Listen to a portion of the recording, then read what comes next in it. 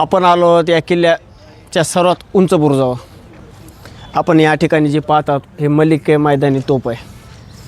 ही तोफीचं वैशिष्ट्य म्हणजे हे पंचधातूची तोप आहे. पंचधातूची तोप असल्या कारणानं हे गरम होत नाही. आपण ऊन किती आहे, जवळपास 12 वाजलेत, मध्यंतरीवर आहे ऊन. हे गार आहे, हे गार आहे पूर्णतः. हे कसल्याच प्रकारे गरम होत नाही आहे.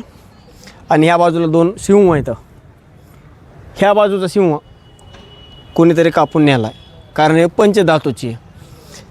त्याचा उपयोग त्याला झाला असावा, पण जाऊ द्या, सोडू द्या आपले विषय. ते हे तोफेवरती एक बारीक नक्षी आहे, त्यावरती नाव आहे.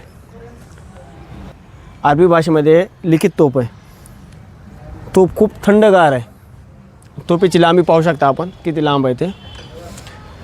त्या बाजूला तोफेने जर मारा केला तर निश्चितच एक 20 किलोमीटर अंतरापासून या तोफ गोळा जात असे. आतमध्ये आहे का बघूत आपण गोळा. तोफेत तर काय गोळा दिसत नाही मित्रांनो आता.